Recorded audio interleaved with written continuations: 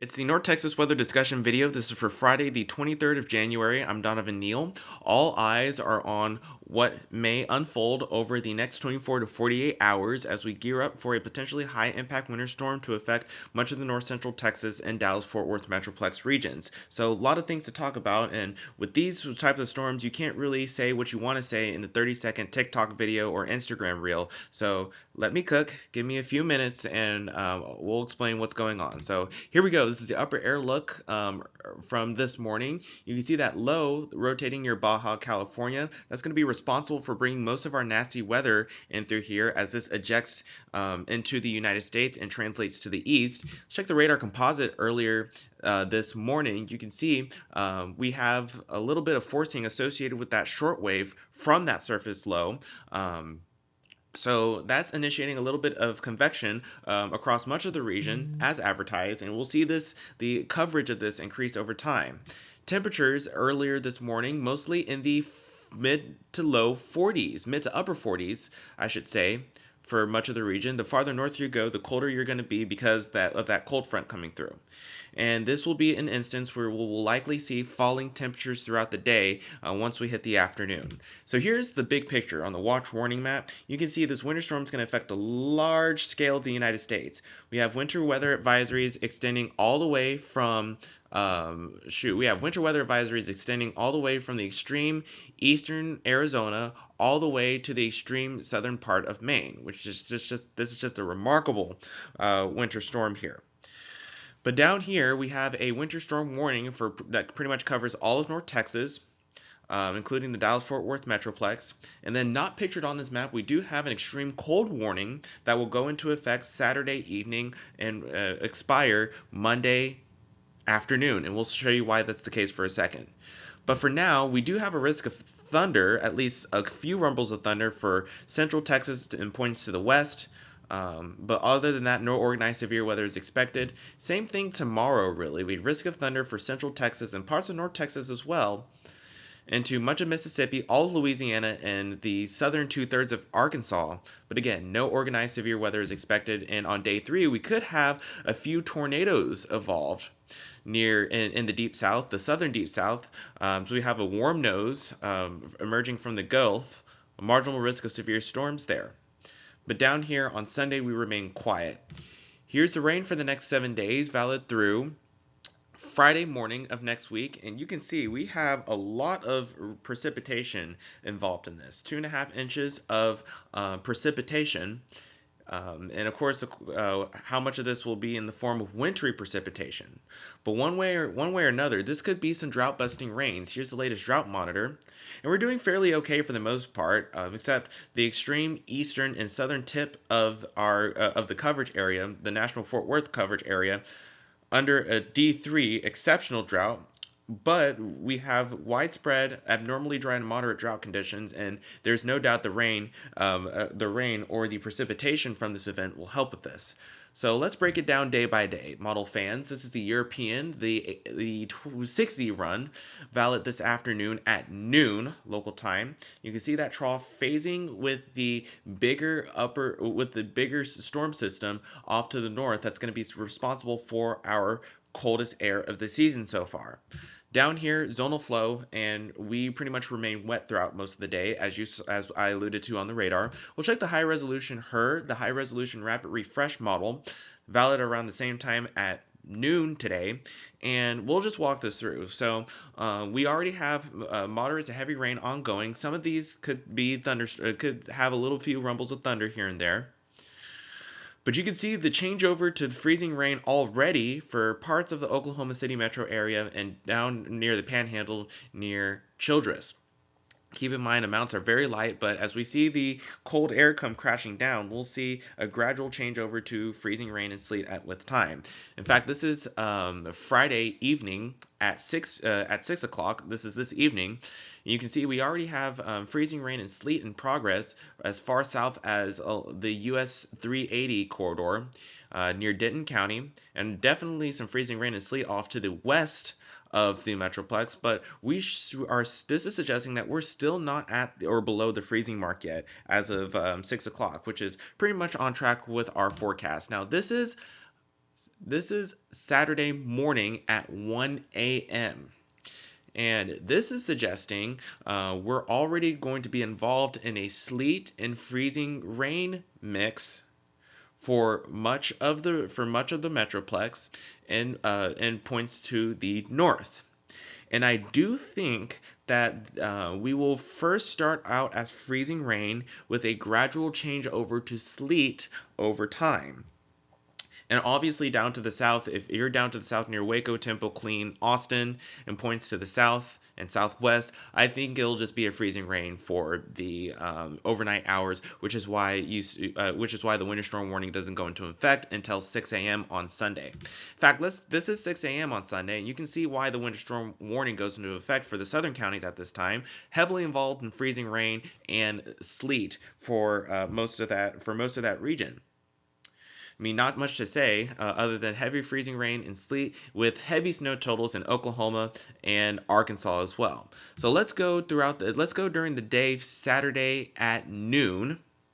And we have a little bit of dry air involved. This is suggesting a little bit of dry air involved in this. So I do think while we may have just a slight lull in activity on Saturday, the impacts will still remain the same as we have that heavy rain, potential heavy freezing rain, and heavy sleet throughout Friday night into all of Saturday morning.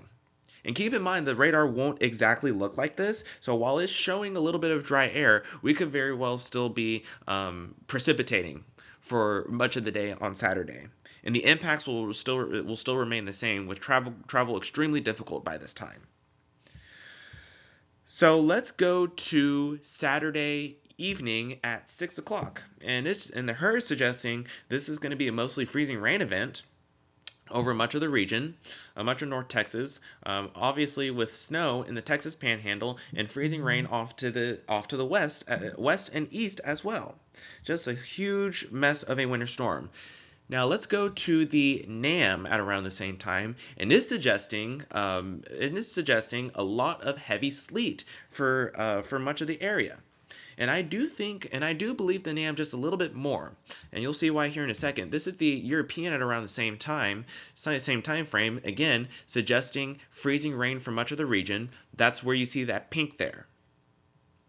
So let's go to the GFS, get a second opinion, and it's suggesting sleet for much of the region at around by Saturday evening.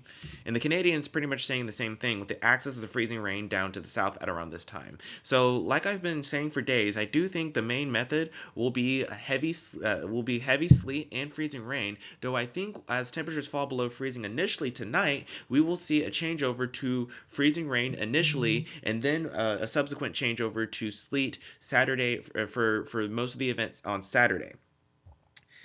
So let's take a look at the sleet totals coming off of the Canadian model, showing about an inch and a half to around 2 to 3 inches of sleet for much of the region, and I do think this will be a little bit higher. GFS is depicting a little bit higher totals as well. So anywhere 1 to 3 to 4 inches of sleet, not out of the question, especially in north central Texas and the DFW Metroplex. So let's take a look at the ice accumulation. This is flat ice accumulation, not freezing rain, off of the NBM National Blend of models. Now, I do think these numbers have come down just a little slightly, but it's still got about anywhere from a tenth of an inch to a quarter of an inch of flat ice for a large swath of the region. And I do think we are still on track. The forecast is still on track for us to receive about a quarter to a half inch of ice for much of the region, which could lead to some considerable power outages, tree damage, and some roads being difficult to extremely impossible to travel on beginning Saturday well into Sunday. Now, for the snow lovers, I do think we'll see a little bit of snow on the backside of this storm system as it exits the region Sunday morning. So Saturday night through Sunday morning is our best chance of seeing any snow accumulations, and I do think we'll see the Metroplex and points to the south anywhere from an inch to around 3 inches of snow, and those along US 380 near Jacksboro, Graham, Denton, McKinney, and points to the north US 380 corridor near Princeton as well, near Greenville, Texas as well. Anywhere between 2 to maybe even 5 or 6 inches of snow possible on the backside of this system. So really, in terms of the precipitation side of this winter storm, I do think freezing rain initially to start off, change over to sleet during the day Saturday, lasting through much of the day on Saturday, and then we have a subsequent changeover to to sleet and snow Saturday night into the day on Sunday before the whole storm system exits. Now, one thing, it is going to be extremely cold. These are the wind chill factors coming off the National Blend of Models. This is Sunday morning, and this were to verify, this would be life-threatening cold for much of the region. Any sub-zero to 2 to 5 degrees below zero for wind chills. And this is what it'll actually feel like Sunday morning. This is why we have an extreme cold warning in effect for much of the region. And these are the temperatures or the wind chill factors Monday morning, and it's going to be even colder Monday morning with 5 to even 10 degrees below zero in some spots.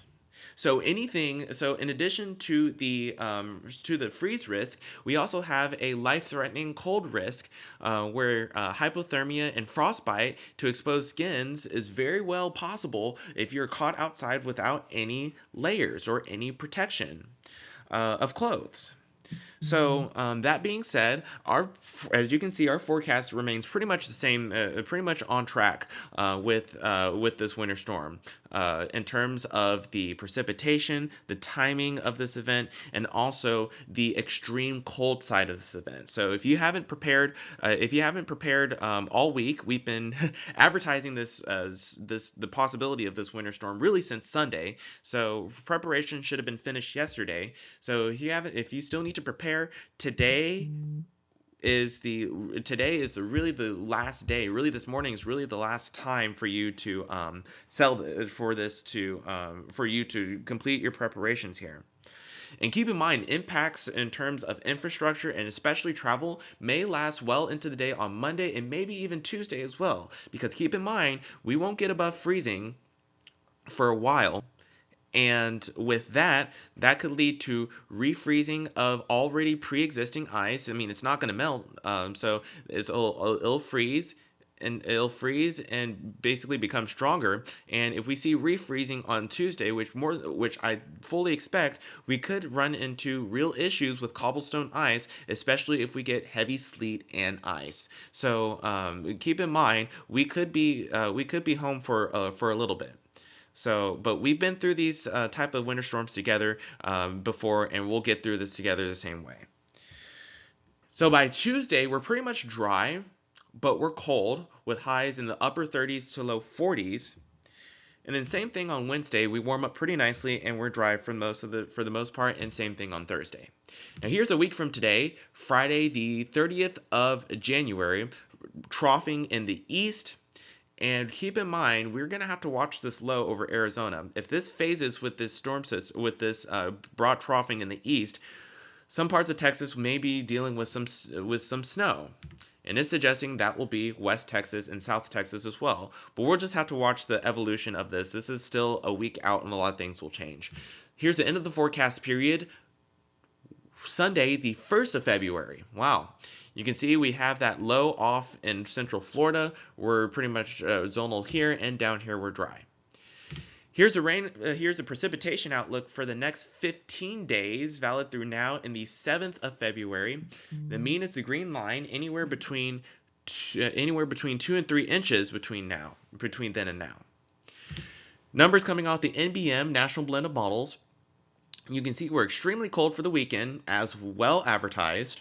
We probably won't get above 20 degrees on Sunday, and we will definitely not get above freezing on Monday. And we could see overnight lows as single digits. Sunday, not out of the question with that as well. And even Tuesday, if we have a lot of sleet and ice accumulation, that's going to keep temperatures down. But then we sort of bounce back to the 40s for the most part for the middle of the week before another cold system moves in here on Friday in the weekend to end the month. The latest long-range guidance coming off the Climate Prediction Center, 30th of January through the 5th of February, if this all works out, temperatures below average for this time of the year. So that's going to do it for this weather discussion this morning. Of course, I'll have more notes on the Facebook page. This is going to be just a matter of writing this storm out together. And just to re-emphasize, the main precip mode will be freezing rain and sleet, and the main impacts will come from ice accumulation and sleet accumulation, which could lead to cobblestone ice situation, especially early next week. We also have the threat of dangerously cold temperatures Saturday night through Monday afternoon, with many locations Sunday morning and Monday morning in the single digits to even sub-zero temperatures, with feels like temperatures 5 to 10 degrees below zero easily. So if you need to, prepare. So you should have completed your preparations yesterday.